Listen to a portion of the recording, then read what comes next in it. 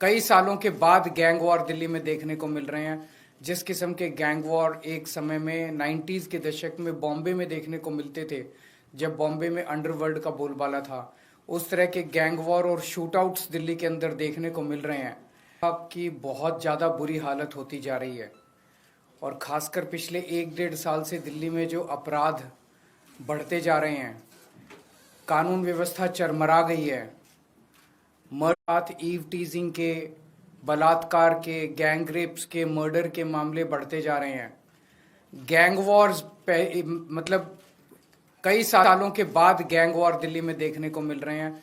जिस किस्म के गैंग वॉर एक समय में 90s के दशक में बॉम्बे में देखने को मिलते थे, जब बॉम्बे में अंडरवर्ल्ड का बोलबाला था, उस तरह के गैंग वॉर और शूटआउट्स दिल्ली के अंदर देखने को मिल रहे हैं। आज लोग ये कह रहे हैं कि दिल्ली न केवल असुरक्षित है, बल्कि दुनिया की सबसे असुरक्षित राजधानी दिल्ली है।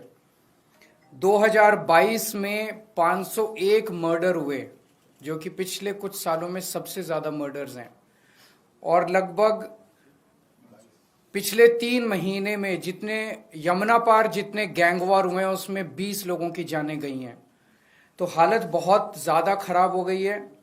चारों तरफ लोग डर और दहशत की जिंदगी जी रहे हैं।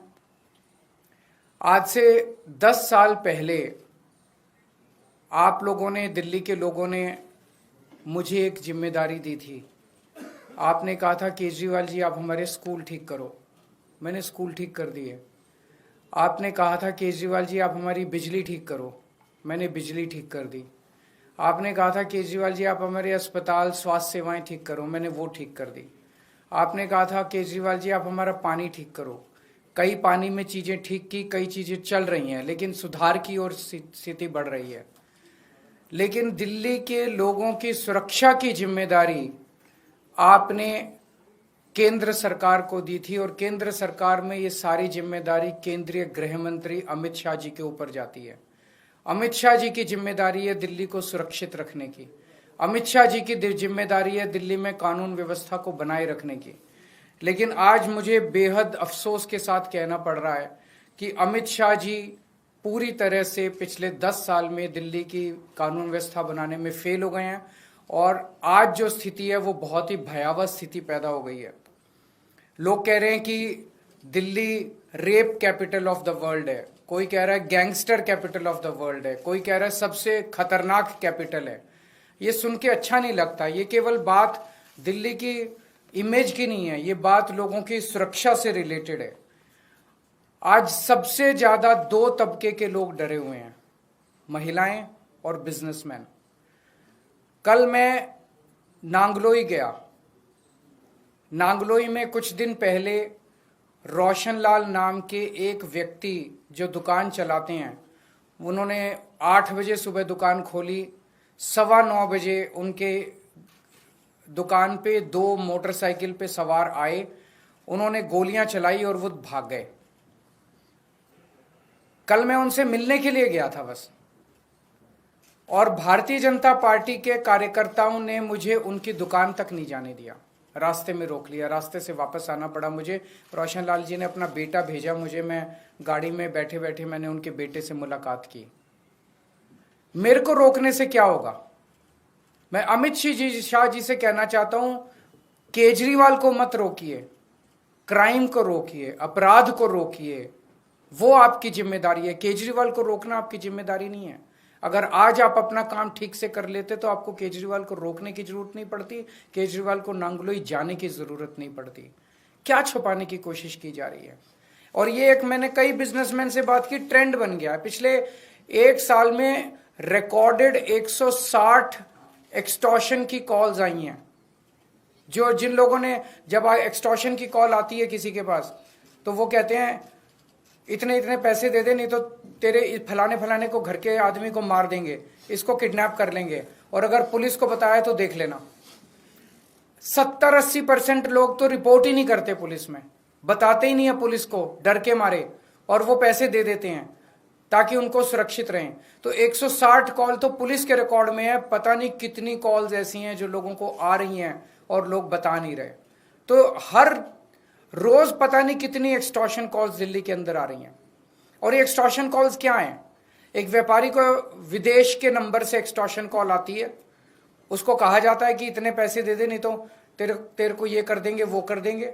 अगर वो नहीं सुनता तो थोड़े दिन के बाद फिर उसके दिखाने के लिए कि वो असुरक्षित है, उसकी दुकान के ऊपर कोई मोटरसाइकिल पे शूट आउट करने के लिए, गोली चलाने के लिए 2 लोगों को भेज दिया जाता है ताकि वो डर के मारे पैसे दे दे। ये इतनी आम बात हो गई है कि दिल्ली से बिजनेसमैन दिल्ली छोड़ छोड़ के आस पड़ोस के राज्यों में जा रहे हैं। बिजनेस करना दिल्ली के अंदर एक बहुत बड़ा गुनाह बनता जा रहा है। महिलाएं असुरक्षित हैं। महिलाओं को, छोटी छोटी बच्चियों के साथ उनकी किडनैपिंग करके उनको रेप कर दिया जाता है, उनको मर्डर कर दिया जाता है।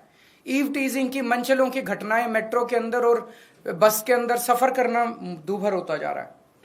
और ये सारी घटनाएं घट रही हैं अमित शाह जी के घर के चंद किलोमीटर के अंदर। अमित शाह जी जो कि देश के गृह मंत्री हैं, दिल्ली सीधे उनके अंडर में आती है। दिल्ली की कानून व्यवस्था उनको मेंटेन करनी है। वो अपने घर के 20 किलोमीटर के दायरे को सुरक्षित नहीं रख पा रहे, तो फिर वो कैसे देश चलाएंगे, कैसे देश के अंदर कानून व्यवस्था लागू करेंगे? मैं आपको कुछ उदाहरण देता हूं। 23 नवंबर को गोविंदपुरी में किरणपाल नाम की पुलिस कांस्टेबल, पुलिस वाले भी सुरक्षित नहीं है, जिन्हें हमें सुरक्षा देनी है वो खुद ही सुरक्षित नहीं है। किरणपाल नाम की पुरुष है, किरणपाल नाम के 28 साल के पुलिस कांस्टेबल की चाकू गोद के हत्या कर दी गई, और ये महज अमित शाह जी के घर से 13 किलोमीटर दूर हुआ। 31 अक्टूबर को फर्श बाजार, वहां पे गैंग वॉर में 2 लोगों की मौत हो गई दिवाली वाली रात को, और ये महज 14.5 किलोमीटर, अमित शाह जी के घर से 14.5 किलोमीटर दूर हुआ। 21 अक्टूबर को करोल बाग में एक महिला को किडनैप करके रेप कर दिया गया, अमित शाह जी के घर से महज 9 किलोमीटर की दूरी पे। 14 सितंबर को ग्रेटर कैलाश में 35 साल के एक जिम के मालिक को गोली मार के 2 मोटरसाइकिल वालों ने गोली मार के उसके मर्डर कर दिया। महज 9.5 किलोमीटर अमित शाह जी के घर से दूरी है उनकी। अमित शाह जी से मैं पूछना चाहता हूं, ये हो क्या रहा है? क्या आप मानते हैं कि आपसे दिल्ली नहीं संभल रही है? और दिल्ली के लोग अब सुरक्षा के लिए किसके पास जाएं? महिलाओं से पूछना चाहता हूं, मैं अपनी दिल्ली की मां, बहनें, बेटियां, उनसे सबसे पूछना चाहता हूं, क्या आप सुरक्षित महसूस करते हो अपने आप को जब घर से बाहर निकलते हो? लक्ष्मी नगर की महिलाएं, पटपड़गंज की महिलाएं, ग्रेटर कैलाश की महिलाएं, जनकपुरी की महिलाएं, कोई भी पूरे दिल्ली में कोई भी महिला अपने आप को सुरक्षित महसूस करती है?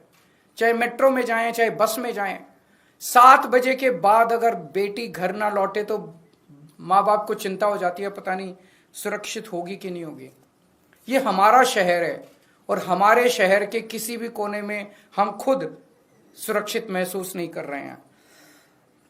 और बहुत सारे केसेस हैं, बड़ी लंबी लिस्ट है मेरे पास और आपके पास भी होगी। 11 अक्टूबर को सराय काले खां 10 किलोमीटर दूर है अमित शाह जी के घर से, वहां एक 34 साल की महिला के साथ गैंगरेप किया गया और वो अर्धमूर्छित अवस्था के अंदर पाई गई। 12 सितंबर को बेगमपुर में 3 साल की बच्ची को किडनैप करके सेक्सुअली असॉल्ट किया गया, मात्र 8 किलोमीटर अमित शाह जी के घर से। 30 हजारी अगस्त 8 अगस्त को 30 हजारी कोर्ट के अंदर एक वकील ने 21 साल की एक महिला का कोर्ट के अपने चेंबर में बलात्कार कर दिया, मात्र 10 किलोमीटर अमित शाह जी के घर से। 1 अगस्त को दिल्ली कैंट में 9 साल की बच्ची का रेप करके मर्डर कर दिया, मात्र 9 किलोमीटर अमित शाह जी के घर से। इन लोगों ने नारा दिया है बेटी पढ़ाओ बेटी बचाओ।